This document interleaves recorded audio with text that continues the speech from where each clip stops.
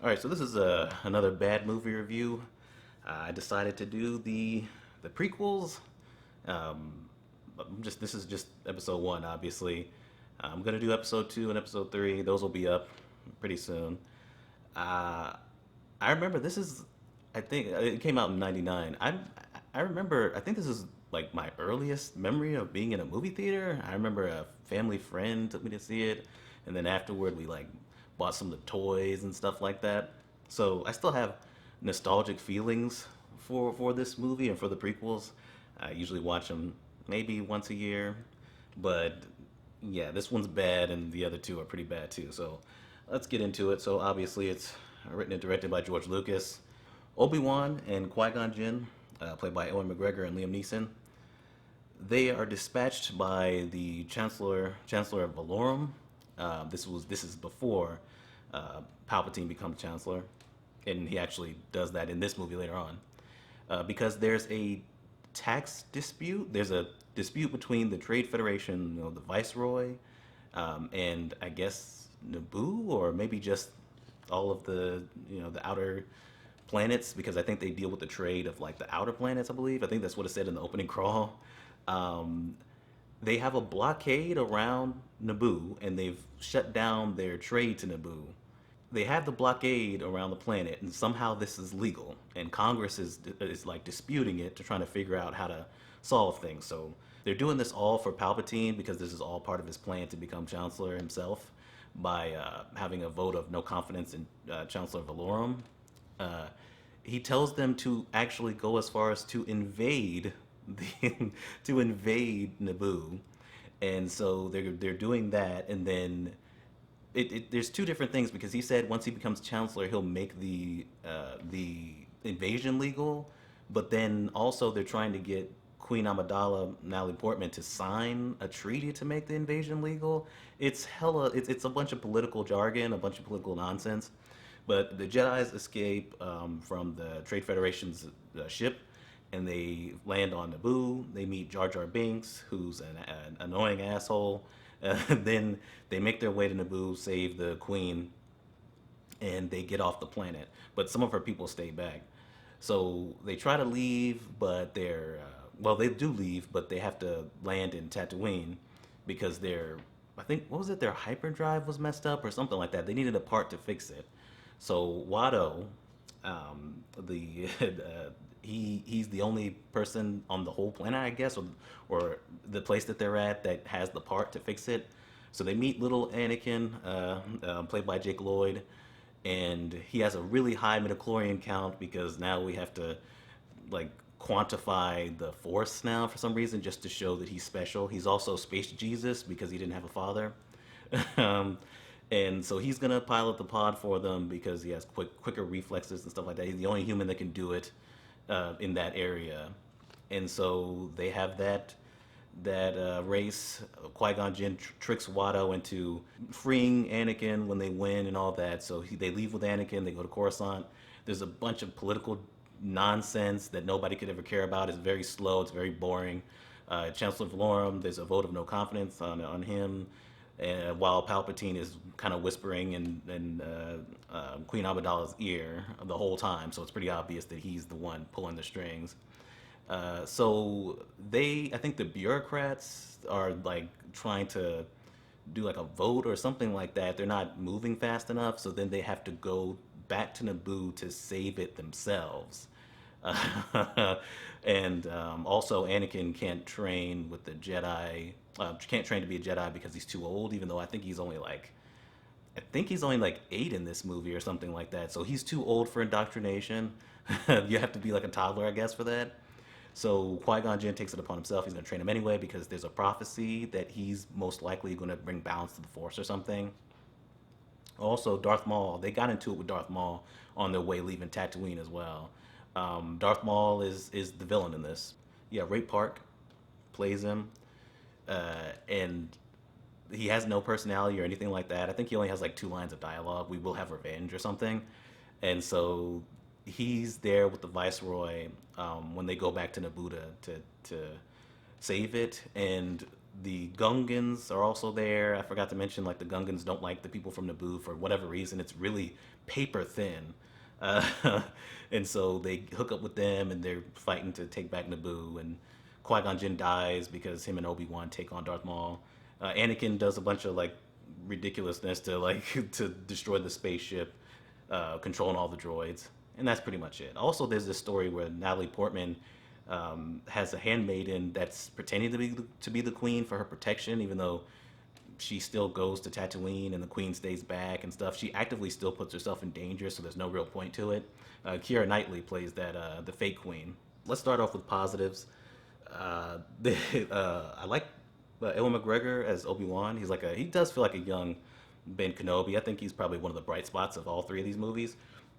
I like Liam Neeson as Qui-Gon Jinn, even though he's pretty unnecessary because you could have just had Obi-Wan meet Anakin. I mean, Obi-Wan and Anakin don't even interact in this movie for whatever reason. The pod race is exciting, and it's got some nice sound design and stuff like that. It's also pretty silly with like people like blowing up and all kinds of stuff, and the droids are ridiculous. But it is a nice scene. It's exciting, whereas other parts of this are not. And the final fight scene between Darth Maul, Qui-Gon Jinn, and Obi-Wan, it's a little bit overly choreographed, like most of the fights in the prequels, but it's still a well done scene. It's well choreographed, and Ray Park is amazing in it. But that's it. That's all I got. Oh, and the John Williams score is always going to be great, especially Duel of Fates during the fight with Darth Maul is great. So this plot makes no sense, as I said before. We must accelerate our plans. Begin landing our troops. My lord, is that legal? I will make it legal. Why are they just going along with this? Like, why are they, like, even characters like Qui-Gon Jinn is like, what they're doing doesn't make sense. Why are they invading Naboo like this? Like, it just doesn't, like, you're invading a planet for almost, like, it's seemingly almost no reason, at least not to go that far. And then you're just trying to force the queen to sign the treaty. The politics in this movie already doesn't really make much sense. I've come before you to resolve this attack on our sovereignty now. I was not elected to watch my people suffer and die while you discuss this invasion in a committee. Who was she elected by? That doesn't even make sense. That's not how monarchy works. But whatever. So much of this movie is the politics, and the politics are ridiculous. I was really trying to focus to understand the politics, the stuff that whatever the viceroy is doing, and I just couldn't. And I just couldn't do it. It's just so stupid and like needlessly complicated. Some of it. I have assurances it will be ratified by the Senate. I will not cooperate. Now, Your Highness. In time, the suffering of your people will persuade you to see our point of view. You got the Viceroy with their just blatant, like, offensive Asian stereotypes. And there's Watto, too, that's also, like, a stereotype character. My tricks don't work on me, only money. Like, it's pretty far. Like, I know George Lucas is a liberal guy, but this stuff is a little bit, it's a little far, especially in this day and age, rewatching it. I think he was even questionable back then, let's be real. The droids are just something for them to fight. The droids, for the most part, are silly. Like, all of them are, really. And you got Anakin creating C-3PO, which is meaningless. It's just, something for the fans to go, oh, okay. Something for them to recognize. Like Jabba being there at the pod race, there was no need for that. He falls asleep at some point during it anyway. Like, who is this? Because you got Jar Jar, and I'll get to him in a second, but who is this movie for? Because you have all this, the bureaucrats and all this other nonsense, this political jargon. But then you have Jar Jar stepping in shit. It's like, who is this for? I mean, these tones are way off. And you have what is pretty much a kid's movie with everything with Anakin. By the way, Anakin is definitely looking like a little bit of a Mary Sue in this movie. Like, he's perfect at everything. Like, we have to create the midichlorian thing just to be like, oh, he's even stronger than Master Yoda, even more midichlorians than Master Yoda. He's the only human that can save us out of this situation, trapped in Tatooine. He just gets into one of the ships and just blows up the enemy ships and shuts down the droids, where all these veteran pilots are just flying around. We didn't hit it. It's just so much. He's so good at like everything, and so it's just, he's Space Jesus, like I said. It's just too much. It's way too much with him. and I have no idea why he's so young. I don't know why I don't know why they didn't have Padme and why George and this decided to have Padme and Anakin the same age. Like he's already too old, so he would still be too old if he was a teenager. Just make him a teenager. I don't get that. The movie is still kind of setting up like a romance between the two too. It's really creepy. Like there's certain there's certain things that little expressions that they give each other and stuff like that. And the dialogue is awful. Are you an angel? What? An angel. I heard the deep space pilots talk about them. They're the most beautiful creatures in the universe. Jake Lloyd he's just awful. I feel bad for everything that happened to him as a result of this, but yeah, he's terrible. And if you would have aged up the character, you wouldn't have terrible child acting, which is part of the issue. Because the other kids in the movie, like the ones in Tatooine, they're just as bad. The CGI is really bad. Most of it looks really fake. Yoda was a puppet, but now he's CG in the newer version of this movie. And that's really jarring, especially there's a scene where he actually was CG originally, and then so it goes from the old CG to transition into the newer version of Yoda, and it just looks weird and doesn't work. There's scenes in this, especially with Jar Jar, where it almost looks unfinished. It's embarrassing. I guess maybe CG just wasn't up to snuff for what they wanted to do for this. I guess we can talk about Jar Jar Binks. Jar Jar Binks is annoying, and he's most definitely like probably one of the worst of that comedic annoying kids character where like they're just there to be like funny to kids. He's the worst of that kind of thing.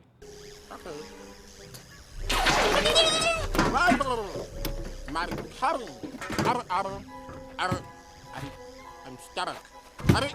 He's stepping in shit. He's putting his tongue out all the time at things and getting in fights with Sebulba, and he's just doing too much. And then multiple times he's like, I don't even know why I'm here, because there's no reason for him to be there. The other characters kind of make comments about that too. There's no reason for him to be there, and he would be more bearable if he wasn't in so much of the movie. He gets so much screen time, he has so many lines, and he's obnoxious. The way that he's talking is ridiculous. It's just so annoying. This character is one of the most annoying characters of all time. He's gotta be. No again. No again. The beans hereabouts? Crazy. We shall be robbed and crunched. You have the ending of this movie where they go back to save Naboo, and Jar Jar's doing a bunch of silliness and it's ridiculous stuff. Anakin is kind of doing like silly stuff too, and then you have a pretty good fight scene between Darth Maul and them, and then you also have Padme and what she's doing. This big epic ending for this movie. That's the first movie in a trilogy. Like you also have this big war, and there's a celebration at the end. It's almost like they want to make it like the end of Return of the Jedi. That was a final movie in a trilogy. That was the culmination of a series of movies, and it was building up to that. Why would you do that for the first movie of a trilogy? It doesn't make any sense at all. It's too much. He said it himself. He went too far in a few places. I would say he went too far in the whole movie, but at least he recognized that. It's way too much with this big epic thing going on. And for it to be as big and epic as it is, other than the Darth Maul fight, I was starting to fall asleep at the end. I'll be honest. It was boring the fuck out of me. Like the politics were boring, the Jedi Council meetings are boring, but the ending was kind of boring for me too. I was not invested in any of it. Like nobody's really allowed to have any personality other than maybe Qui-Gon Jinn and Obi-Wan and Jar Jar Binks, and I guess Anakin, but he's just an annoying kid. Everybody else is just so flat. Like I feel bad for Natalie Portman because she's bad in all three of these movies, in my opinion, and that's part of what it is because she has such like epically bad dialogue, especially in those other two movies. But it's because her character isn't really allowed to be a character. Nobody's allowed to have character. They're just allowed to just kind of fill a role, and they're all just completely bland. They don't really show much emotion. It's bad, man. It's bad. I think the worst of this movie is Jar Jar Binks and the overall plot, like the taxes and all this other stuff. I don't give a shit. Why would you make that the plot of this movie? Why is so much of this movie devoted to the politics stuff? Like you want to show Palpatine, becoming Chancellor and stuff like that. it's so super obvious that he's behind everything. But whatever. I mean, it's going to be obvious to the audience anyway because we already know. But yeah, I don't understand how the other characters are so oblivious to what he does. But whatever. That's it. I think that's all I got. Yeah, it's not good. I'm gonna give it an utter trash. I almost went bottom, like my lowest rating, but it's like, well, the score and the lightsaber duel at the end. So there's still some good stuff here to where I can't go bottom of the barrel, but it is awful, like very much so. It deserves all the hate it gets, and I think this is the worst of of all of the Star Wars movies. But it's even the prequels. I think this is the worst one. People go back and forth between this and Episode 2. I think it's this one. But yeah, that's the Phantom Menace. And subscribe to the channel, all that other stuff. We're done.